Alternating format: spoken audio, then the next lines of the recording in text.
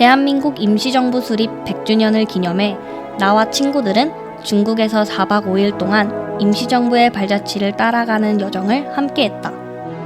안양시 청소년 임시정부 루트 역사 탐방단이라는 이름을 가슴에 새기며 우리는 많은 것을 보고 느꼈다. 과거 100년을 통해 미래 100년을 생각할 수 있었던 가슴 벅찼던 순간. 지금부터 그 시간을 함께하려 한다.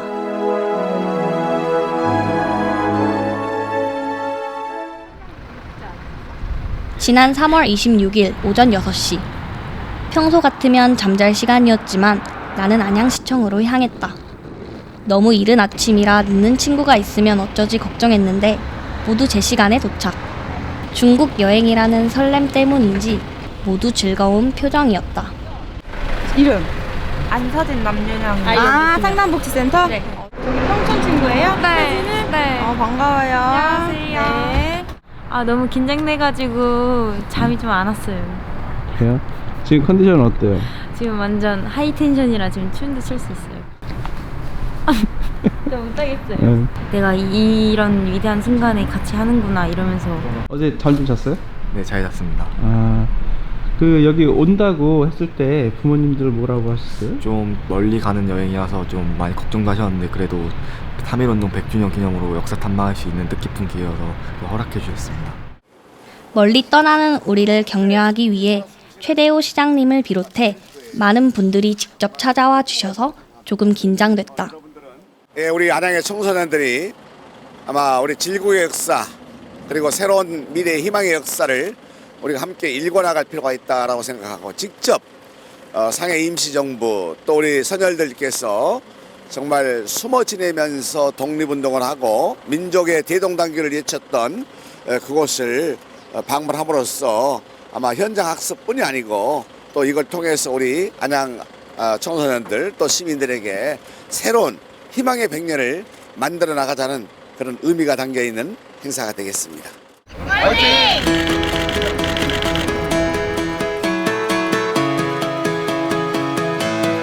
태극기를 가슴에 달고 우리는 중국으로 떠났다. 이번 탐방 여정은 상해, 항주, 가흥, 남경이다. 우리는 상해의 과거, 현재, 미래가 숨쉬는 외탄 선착장에 도착했다. 이곳은 임시정부 당시 독립투사들이 도착했던 선착장으로 대한민국 독립운동의 본거지이다. 우리나라 강점이 되고 난 다음에 이 대거 중국 쪽으로 많은 분들이 더 이상 국내에서는 활동하기가 어렵겠다. 그래서 해외로 나가서 망명한 상태에서 독립운동을 지속할 방법들을 고민을 해야 되겠다 해서 많은 분들이 오셨는데 바로 우리 이 독립운동가들이 독립운동을 할 꿈을 품고 여기로 도착하신 거예요. 김구 선생님은 일본 경찰의 감시를 피해 중국 안동현에서 일용향행 배를 타고 어렵게 상해로 탈출했다고 한다. 이때 15명의 독립운동가들이 함께했다. 지금 현재 그 위치나 그건 정확하게 어딘지 이제 남아있는 게 아무것도 없다고 그러고 이 일대는 지금 공원으로 개발이 된 것 같아요. 황포공원이라고. 그래서 이제 그런 일이 있었다는 것 정도밖에 말씀을 못 드리겠고. 외탄 선착장을 뒤로하고 우리는 또 다른 독립운동가의 흔적을 찾기 위해 홍구공원으로 향했다. 이곳은 대한민국 독립운동사의 대전환을 맞이한 윤봉길 의사 의거 장소이다. 약 80년 전 25 청년 윤봉길은 이곳에서 도시락 폭탄을 던져 일본군들을 몰살시켰다. 당시 중국인들은 윤봉길의 행동을 극찬해 임시정부를 적극적으로 지원했다고 한다. 感动了中国的中华民族了，反抗这个日本军国主义了，因为日本人民还是我们友好的。 채소 장사를 하며 김구를 만나 한인 애국단에 가입하고 폭탄 의거까지 계획했던 윤봉길 의사. 나는 국사 교과서에서 봤던 역사의 현장을 직접 보며 청년 영웅 윤봉길을 다시금 생각하게 되었다. 안양시 청소년 역사탐방단은 윤봉길 의사를 존경하는 마음을 전해보았다. 우리나라를 이렇게 여기까지 지켜주셔서 너무 감사하고 저희가 이렇게 찾아오게 됐는데 저희도 윤봉길 의사님과 같이 멋진 사람이 되도록 노력하겠습니다. 감사합니다. 잊지 않겠습니다. 윤봉길 의사의 의거가 가능했던 것은 상해 임시정부가 있었기 때문이다. 이곳은 일본에 항거하기 위해 1919년 4월 11일 임시의정원을 구성하고 대한민국 임시정부를 선포한 곳이다. 되게 임시정부 청사를 해서 엄청 클 줄 알았는데 생각보다 엄청 간소하고 저 좁은 데서 사람들이 열심히 독립운동했다는 게 되게 신기했어요. 이런 환경에서도 너무 되게 열심히 해주셨던 독립운동가분들께 감사한 마음뿐이에요. 대한민국 임시정부를 실질적으로 이끈 백범 김구 선생님은 과감한 항일운동으로 당시 60만 원의 현상금이 걸렸는데 지금으로 환산하면 300억에 이른다고 한다. 우리는 그날을 기억하며 좀 더 특별한 장소를 향했다. 이곳은 상해의 유한 백화점인데 임시의정원과 임정요인이 1921년 1월 1일 신년 기념사진을 촬영한 뜻깊은 장소라고 한다.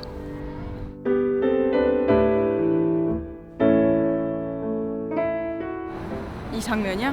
대한민국 임시정부 요인들이 1921년에 이렇게 찍었던 곳에 재현을 하는 곳입니다.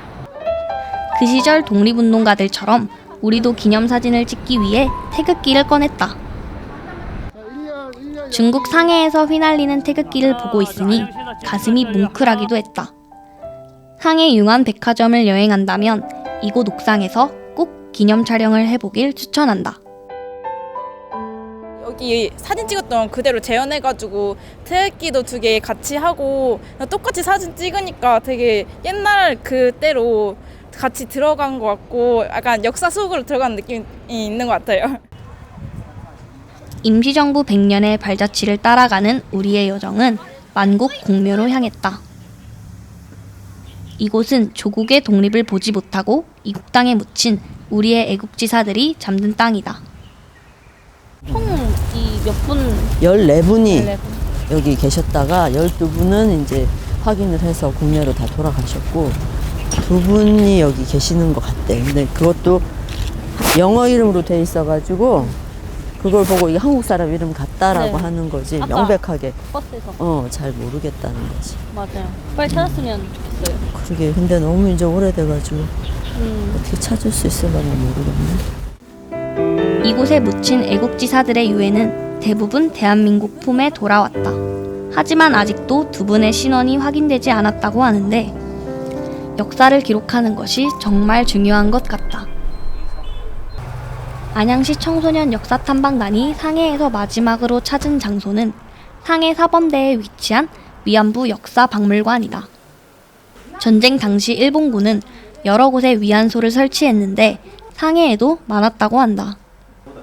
이번 역사탐방에 참여한 학생이 대부분 여학생이어서 그런지 위안부 할머님들의 모습에 모두 숙연한 마음으로 관람했다. 그리고 이쪽에 계신 분은 한국 사람이에요. 한국 사람인데 중국으로 이제 위안부로 끌려와서 중국에서 이제 위안부로 계셨었고 지금 여기 사진에 임신하고 있는 여자분 보이시죠? 그쵸? 이분이 이 박용심 할머니의 예전에 위안부 당시의 사진이라고 하네요.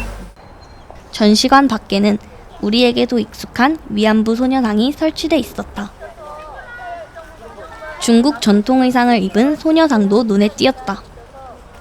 就是感想他们造他这个2个的像造的蛮好的，这也是一个从前的纪念，你说是吧？对对对对对，就这个下一代都能纪念他的这个那个事件的故事。 한중 평화의 소녀상은 화성 시민들이 낸 성금으로 건립됐다고 하는데 우리를 상징하는 빈 의자가 마음을 무겁게 했다.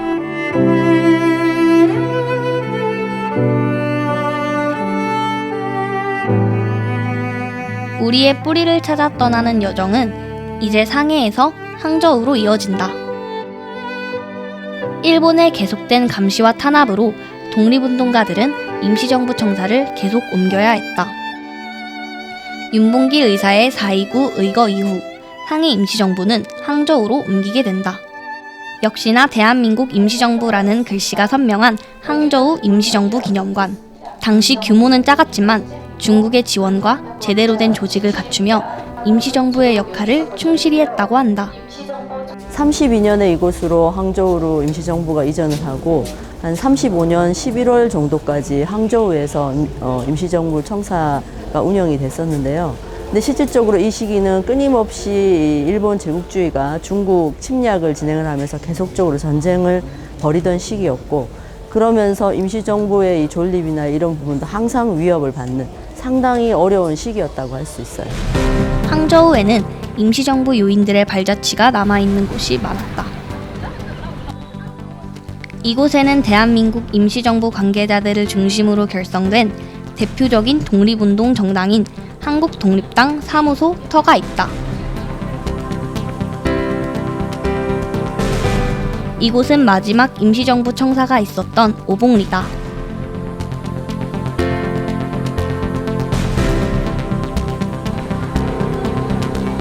또 하나의 임시정부 청사는 여관이었는데 지금은 호텔로 바뀌었다고 한다.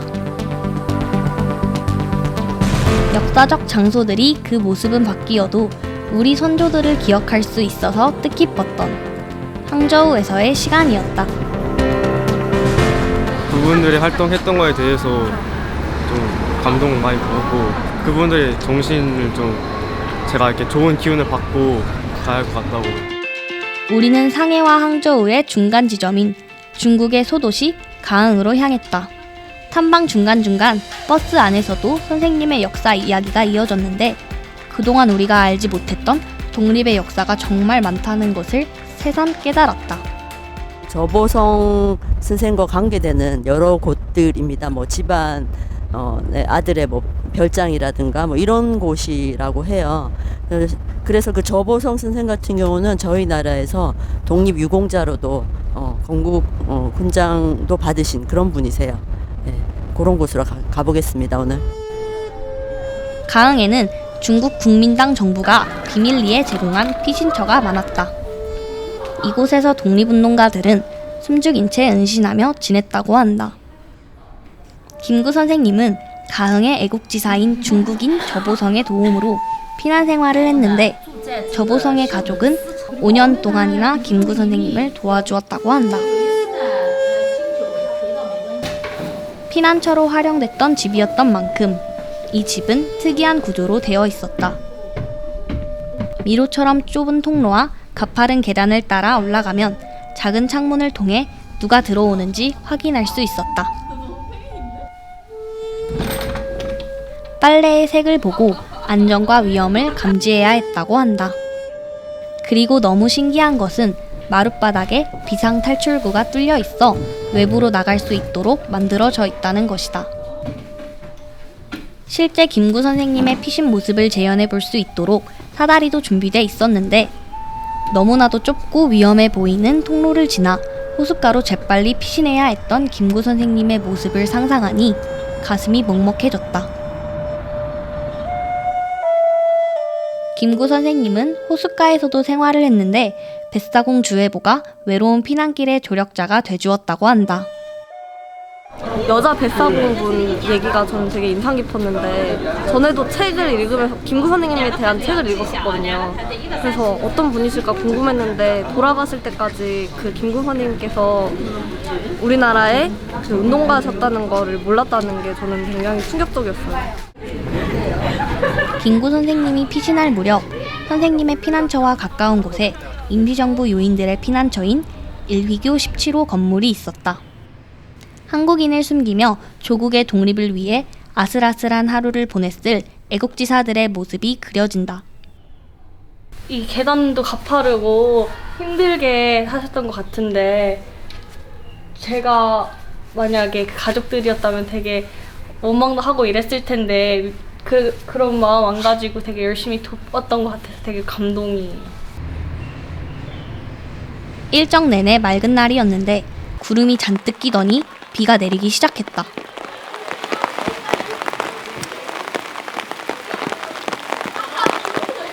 비 오는 하늘을 보고 있자니 조국을 잃은 슬픔에 눈물밤을 지새우셨을 독립운동가들이 생각났다. 우리는 계속 김구 선생님의 피난처를 따라가 보기로 했다. 가항에서 피신 중인 김구 선생님이 일제의 수사망이 좁혀오자 잠시 피해 있었던 곳인 제청별서로 가는 길.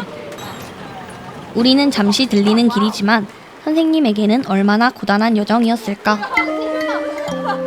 남북호에 위치해 있는 제청별서는 저보상의 며느리인 주가예의 친정이라고 한다. 金九先生呢，他是韩国的开国元勋，在韩国的地位呢，相当于我们中国的孙中山。因为1932年的时候，他在上海的虹口墓园策划一个爆炸事件，被日本人追杀，最后辗转到嘉兴我们南北部本地来避难的。 주가예는 아이를 낳은 지 얼마 되지 않은 상태에서 김구 선생님을 모시기 위해 위험을 무릅쓰고 이곳까지 왔다고 한다. 자신의 목숨도 위태로운 상황에서 조선의 독립운동가를 지켜내기 위한 중국인의 헌신이 정말 놀랍고 고마웠다. 그래서 김구 선생님은 백범일치를 통해 그 고마움을 표현하셨다.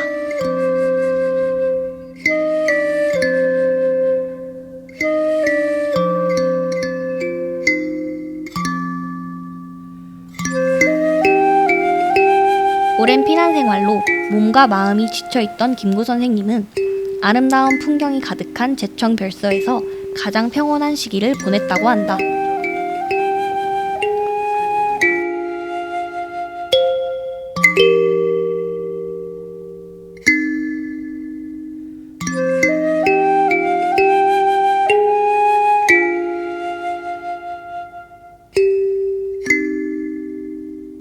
특히 제청별서 뒷뜰에는 김구 선생님의 둘째 아들인 김신 선생님이 남긴 명언이 자리한 곳으로 유명하다.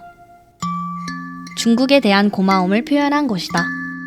여기서 6개월 동안 편히 쉬셨다 했는데 둘러보니까 정말 경치도 되게 좋고 여기서 정말 좋은 글들이 많이 나올 수밖에 없었다 생각을 하고 저희가 지금 중국이랑 그렇게 사이가 좋은 것 같지는 않다고 생각하거든요. 근데 김구 선생님이 중국과 계속 막 이런 좋은 관계를 이어갔으면 좋겠다고 얘기를 하셔서 저희 때는 저희가 조금 더 노력해서 그때는 더 좋은 관계가 지금보다는 되도록 했으면 좋겠어요. 이제 우리는 5일간의 역사 탐방, 그 마지막 장소를 향해 출발한다. 그곳에서는 또 어떤 역사가 우리를 기다리고 있을까? 마지막 장소인 남경의 첫 번째 역사 탐방 장소는 남경대학살 기념관이다. 입구에서부터 서늘한 기운이 감도는 이곳은 비극의 역사가 자행된 곳으로 제2차 세계대전 당시 일본이 벌인 끔찍한 만행의 현장이 기록돼 있다. 중국의 통계에 따르면 30만 명의 중국인이 살해되었다고 한다. 우리는 잠시 국학꽃을 헌화하며 희생자들을 추모했다. 무고한 사람들이 잔인하게 희생되었던 남경대학살. 기념관에서는 그들을 애도하는 전시물들이 많았는데 둘러보면서 잔인한 전쟁의 흔적에 말문이 막혔다.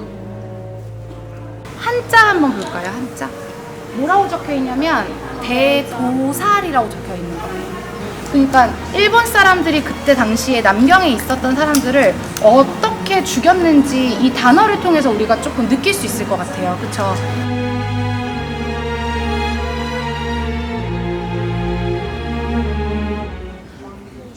한참 전시물들을 관람하다 사람들이 모여서 유심히 살펴보는 무언가가 있어서 나도 살펴보았다. 그런데 그곳에는 유골이 전시돼 있었다. 유골이 발견돼 이곳에 기념관이 세워졌다고 한다. 중국 같은 경우는 이제 영혼이 돌아다니면 안 된다라고 생각을 해요. 그래서 그 장소를 실제로 그냥 그대로 보존하기 위해서 이제 이곳에다가 그대로 전시관을 만들었다고 합니다. 기념관을 통해 남경대학살을 간접적으로 남아 느낄 수 있는 마음 아픈 시간이었다. 일본군의 참혹함과 그 중국 사람들의 비참한 심정이 잘 나타나 있는 것 같았어요. 크게 구멍 뚫려 있고 거기에 막 유골들이 뼈들이 놓여 있었는데 그게 되게 그 피해자들의 그런 거 뜻하는 것 같아서 가장 인상적이었던 것 같아요.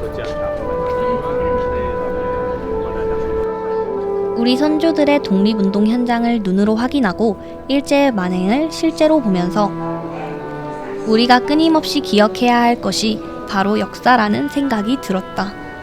남경을 함락을 하고 일본 측에서는 대대적으로 남경을 함락했다라고 이제 선전 광고를 하면서 거의 중국을 다 식민지로 만든 것이냐 이렇게 할 정도로 큰 역사적 사건이었었고요. 우리는 남경에서 또 하나의 슬픈 역사를 마주했다. 리제항 위안소 유적 진열관이다. 상해 사범대에서도 위안부 기념관을 봤던 우리는 위안부들이 생활했던 위안소를 보며 감정이 북받쳐 오는 것을 느꼈다. 위안부 피해자 할머니들이 얼마나 힘드셨을까? 조그만 방 하나하나가 위안부들이 그 방 안에서 이제 이 억지로 남자들을 받았던 그런 공간이라고 하고요. 근데 최근까지도 여기 사람들이 주거하던 아파트로 쓰였다고 해요. 특히 이곳은 지금은 고인이 된 박영심 할머니의 증언으로 기념관이 세워질 수 있었다고 한다. 그래서 할머니를 형상화한 동상이 세워져 있다. 여기가 굉장히 남경 시내에서 걸어서 10분 정도밖에 안 떨어진 곳이거든요. 그러니까 굉장히 땅값이 비싼 곳이라고 해요. 그런데도 여기를 따로 개발하지 않고 이 터를 그대로 보존해 놓은 이유가 박영심 할머니의 그런 증언으로 인해서 중국에서도 되게 말이 많았대요. 이 지역 사람들은 여기가 다른 걸로 발전되면 훨씬 좋잖아요, 그렇죠? 근데 중국 사람들끼리 얘기하는 도중에 이런 얘기 나왔어요. 어때요? 역사를 바로 알아야 된다. 우리가 역사를 바로 잡아야 된다. 할머니는 일본 순사에 끌려가 이곳 남경에서 위안부 생활을 했다고 한다. 침대 하나 겨우 들어갈 정도의 작은 방에서 할머니는 3년 동안 위안부 생활을 했다.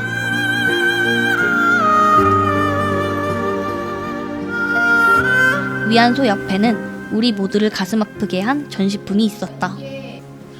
그것은 바로 마르지 않는 눈물. 절대 멈추지 않는 이 눈물은 한 맺힌 통곡과 역사를 그대로 보여주고 있었다. 정말 그 동상이 너무 생생해서 그 당시 모습을 재현해 놓은 것 같았어요. 그래서 더 이상 흐르지 않게 정말 닦아도 계속 나와서 너무 슬펐어요. 할머님이 이제 타국에 와서 이렇게 하면서 이제 그런 시련을 견디고 근데 이제 동상이 막 계속 눈물이 흘리는 거잖아요. 그래서 그때 닦아줄 수 있었다면 좋지 않았을까 하는 생각. 우리는 안양의 새로운 100년을 위해 이번 임시정부 루트에 참여했다. 낯선 환경, 낯선 친구들 때문에 두려움도 많았지만 그런 걱정들보다 더 큰 감동과 자랑스러운 대한민국을 만날 수 있었다. 교과서에서만 배웠던 것들을 이렇게 중국까지 와서 어떻게 임시정부가 그렇게 됐는지를 알아서 좋았고 더 역사에 관심을 가져야 한다는 마음을 갖게 되었습니다.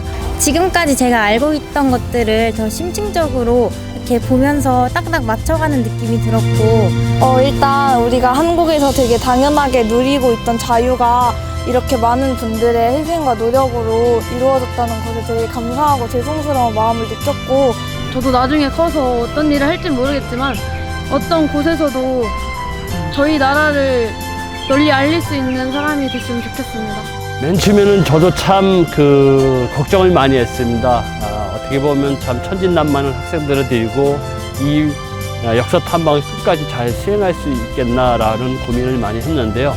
막상 데리고 와서 현장에서 함께 체험을 하니까 학생들의 그 순간순간에는 눈빛이 역시 틀려지고 어떤 그 결의에 찬 모습을 지켜봐서 마음 뿌듯하게 생각합니다. 우리는 대한민국의 과거를 보았다. 그리고 대한민국의 현재를 함께했다.